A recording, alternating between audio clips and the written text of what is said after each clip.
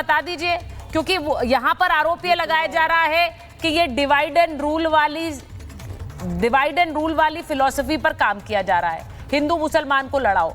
अब मुझे ये भी समझना है कि यहाँ पर जो भीड़ आई, अब इन्होंने संभल की बात की कि संभल में जिस तरह से हुआ, यहाँ पर जो भीड़ पहुंची थी उसने ज्ञापन दिया कि हम जाएंगे, हम वहां पर अपना झंडा लगाएंगे क्योंकि हमें लगता है यहाँ पर मंदिर है। आपको दोनों में फर्क लगता है कोई? स्वामी चक्रपाणी। देखिए सुचरिता जी, हिंदुओं के लिए तो एक दो जख्म नहीं, पूरा बदन है जख्मी, दर्द बेचारा परेशान है, उठे कहाँ से। सवाल इस बात का है कि जब आज़ादी के एक दिन पहले ही हमारा देश बंटवारा हो गया 14 अगस्त 1947 को, और जो पाकिस्तान में हमारे मंदिर है उसकी आप हालत देख लीजिए, सबको तोड़ दिया गया, मिटा दिया गया, हिंदुओं को भी मिटा दिया गया। अब भारत में जो रहा, पूरी दुनिया जानती है, अभी बीजेपी के माननीय प्रवक्ता ने भी कहा कि सब जानता है कि जी भाई मुगलों ने तोड़ा हमारे मंदिरों को, मुगलों ने कब्जा किया।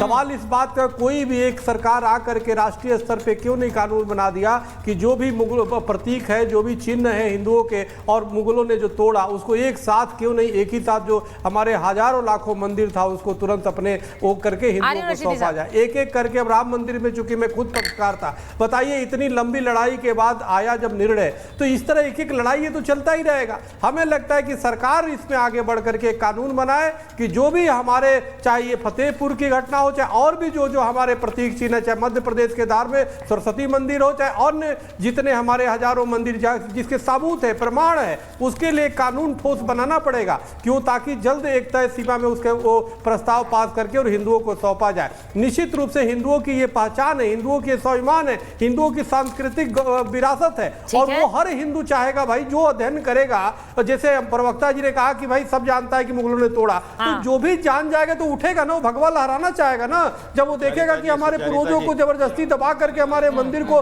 ठाकुर बाड़ी को कब्जा कर लिया। आप जो बोल रहे हैं होगा या कौन नहीं होगा? स्वामी चक्रपाणी, आपने कहा कि आपको जहां लगेगा मंदिर है वहां भगवा लहराना चाहेंगे। मैं एक बार रशीदी जी बोलना चाह रहे हैं आपकी बात पर। स्वामी चक्रपाणी, आप कह रहे हैं हाँ वहां हर जगह, अब अगर हर जगह भगवा लहराने के लिए आप चल देंगे तो फिर इसी तरह की तस्वीर होगी। नहीं, बोलिए बोलिए बोलिए।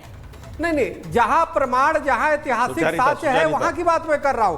और हिंदू मुस्लिम तभी होता है जब रशीदी साहब बैठ जाते हैं, जब सैयद जवाद साहब बैठ जाते हैं मुगलों के पक्ष में, तब हिंदू मुस्लिम होता है। ये हिंदू मुस्लिम तो मैटर है ही नहीं है। नहीं, पर ये है क्या? भारतीय लड़ाई है, मैं तो जवाब सब भारतीयों को चाहिए। मैं बताता हूँ क्या है, मैं बताता हूँ। रशीदी साहब जवाब दे दीजिए, उनका नाम है। हाँ बोलिए। जी जी, ये हर भारतीयों को चाहिए कि जाकर, देखिए मैंने पहले भी साफ किया, सुनिए अरे बोलने दीजिए उन्हें। स्वामी जी जवाब दे रहे हैं, आप ही का जवाब दे रहे हैं भाई। अरे बोलने तो दीजिए भाई, चुप रहिए, सुनिए। देखिए, एक तो इस बात को समझ लीजिए कि ये नवाब अब्दुल समद का मकबरा है, मजार नहीं है, मैंने पहले भी बोला। दूसरे, नवाब अब्दुल समद मुगल नहीं थे, वो मुगल नहीं थे। ये बात बार बार कहना कि मुगल आक्रांता थे, मुगलों ने मंदिर तोड़े, मस्जिद बनाई है, ये मुगल थे ही नहीं। मुगलों पे कहां लेके चले जाते हो इसको भाई? कहां हिंदू मुसलमान पे लेके चले जाते हो? अरे कोई ये नवाब अब्दुल समद का मकबरा है, इसका ना मजार से कोई लेने देना, ना मुगल से कोई लेने देना। सुनो मेरे भाई, सुनो मेरे भाई, अरे सुनो भाई, बीच में मत बोलो, करने लगते। सुचारिता जी बीच में नहीं बोलना चाहिए। स्वामी जी वो अपने पॉइंट रखना चाह रहे हैं, उनको बोलने दीजिए, उसके बाद आप जवाब दीजिए। आचार्य जी को लीजिए स्क्रीन पर। हाँ बोलिए। देखिए, मैं इसको क्लियर करना चाहता हूँ, इसको हिंदू मुसलमान में मत लगाओ। दूसरी बात, एक राकेश त्रिपाठी ने एक बात बहुत अच्छी कही थी कि यहाँ झंडे का रंग नहीं देखा जाता, जो भी आदमी होगा उसके खिलाफ कड़ी कार्रवाई होगी। ठीक है, यहाँ आके बात खत्म हो जाती है। बस हम ये कहना चाहते हैं कि इनके खिलाफ कार्रवाई हो जाए। इन लोगों ने, जो समाजवादी का असली चेहरा सामने आया है, जो मुसलमानों के हितैषी बनते हैं, जो ये कहते हैं कि मुसलमान हमारा है, हम मुसलमान के हैं, सवाल ये है कि वो बेनकाब हो गया। आज एक प्रकरण हुआ था मेरे साथ, आपको याद होगा सुचारिता, कि समाजवादी पार्टी के लोगों ने मेरे ऊपर हाथ उठाया था, और एक प्रकरण ये दूसरा हो गया फतेहपुर के अंदर, कि वो मकबरे को तोड़ने के लिए चले गए और समाजवादी का नेता है, पुलिस के ऊपर भी हमला कर रहा है। तो मेरा मानना यह है कि इन लोगों के खिलाफ कड़ी से कड़ी कार्रवाई हो, और मुसलमान इस चीज को समझें कि हम कब तक समाजवादी के झांसे में आते रहेंगे भाई। नहीं, वहां तो शादाब जी आपके बगल में बैठे हैं, वो कह रहे समाजवादी बीजेपी दोनों को ही आप दोनों से ही किनारा कर लीजिए, MIM के पास आइए। वो ये संदेश देना चाह रहे हैं। तो ये तो सियासत ही है ना शादाब नहीं, साहब, देखिए, ये तो सियासत ही है। आपने देखिए, दोनों को अलग कर शादाब, के बोलिए हमारे पास देखिए, आइए हम बताएंगे शादाब आपको। क्या कह रहे हैं ये उसका तो मुझे खुल्लम नहीं खुल्ला पता। इस पर वोट नहीं, मांगने नहीं, जैसा है भाई। तो एक क्या minute, it's not Acharya about ji, politics, नहीं नहीं, it's about truth। हाँ क्या, नहीं नहीं, ये तो सियासत की बात नहीं है, ये सच्चाई की बात है। क्योंकि सपा और भाजपा दोनों मिलकर के उत्तर प्रदेश के मुसलमानों का शोषण करती आई हैं। और आप बताइए, अपर्णा यादव और उनको BJP में रास्ता चली दिखाने जाए का काम तो कोई एमआईएम नहीं कर रही करेगा, है। हमको बोलेंगे आप बीजेपी के हैं।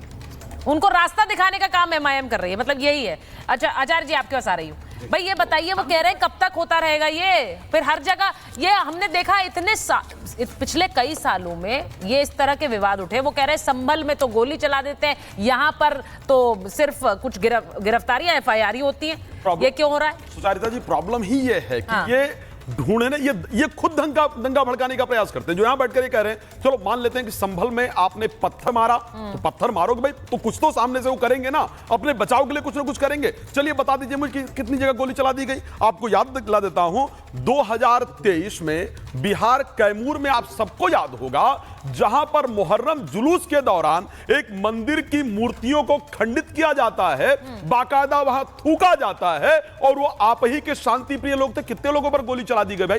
कितने लोगों के घरों पर बुलडोजर चला दिया गया? जरा मुझे लिख करके बताइएगा। लेकिन यहां आ जाओगे, क्योंकि यहां आपको दिख रहा है कि यहां राजनीति हो सकती है। चलिए और आ जाते हैं मुर्शिदाबाद, पश्चिम बंगाल। आप सबको याद होगा ना, 2025 एक मुस्लिम भीड़ ने एक हिंदू मंदिर पर हमला किया और बाकायदा तोड़ा, वहां पर भी थूका, अपमानित किया, पुरुष को अल्लाह और बिस्मिल्लाह कहने के लिए मजबूर किया।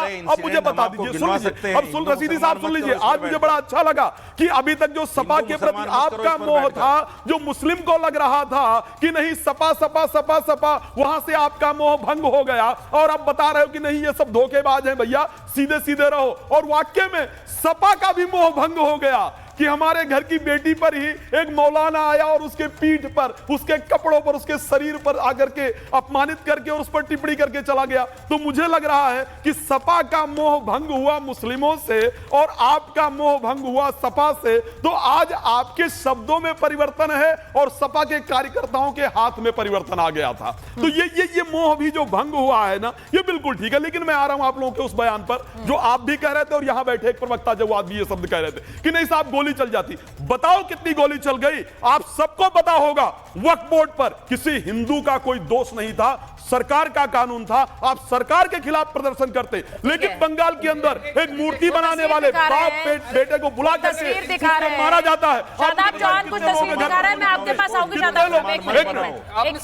बोले कितने लोगों के घर पर गोली चल गई भाई? कितने लोगों के घर पर जो है बुलडोजर चल गया? नहीं चल गया ना, और रिकॉर्ड दे रहा हूं। तो ये कहना बंद कर दीजिए, ये कहना बिल्कुल घटना। उदयपुर एक मुस्लिम भीड़ ने शीतला माता मंदिर की मूर्ति को तोड़ा, मंदिर का अपमान किया और पूजा पाठ के बीच में और अजान को लेकर के हमारा अजान पहला, कितने लोगों के भाई घर तोड़ दिए गए, कहां बुलडोजर चल गया, कहां गोली चल गई। बस जरूरी है। एक मिनट, अब यहां का मामला क्या है? वाक्य में कमल का निशान, वहां कमल का फूल वहां पर है, त्रिशूल का निशान वहां पर विराजमान है, और क्या है भाई वो? अच्छा वो कह रहा है कि त्रिशूल का निशान है, वो कह रहे हैं कमल के निशान है, त्रिशूल के निशान है, वो मंदिर नहीं है तो क्या है? पहले इन्होंने कहा कि कहां गोली चल गई, कहां उत्तर प्रदेश। इसी सरकार के खिलाफ जब CAA NRC का प्रोटेस्ट चल रहा था, इसी उत्तर प्रदेश की सरकार ने बाकायदा लोगों को चिन्हित करके गोली मारी। ठीक है, सीने पे टारगेट करा गया उनका। नहीं, चिन्हित करके गोली मारी का क्या मतलब है? चिन्हित करके गोली मारी CAA और NRC पर? नहीं, कुछ भी बयान नहीं देंगे आप। एक सेकंड, नो, एक मिनट आचार्य जी रुकिए। CAA NRC पर चिन्हित करके किसे गोली मारी? कहां पर मारी? कहां पर मारी?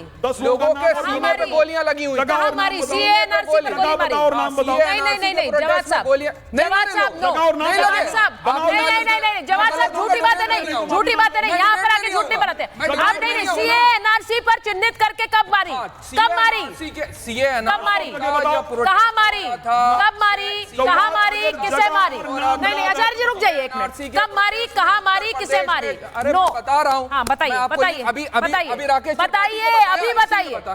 अभी बता रहा हूँ। यहीं उत्तर प्रदेश में जब CAA, उत्तर प्रदेश बहुत बड़ा है सर। उत्तर प्रदेश में कहाँ किन्हें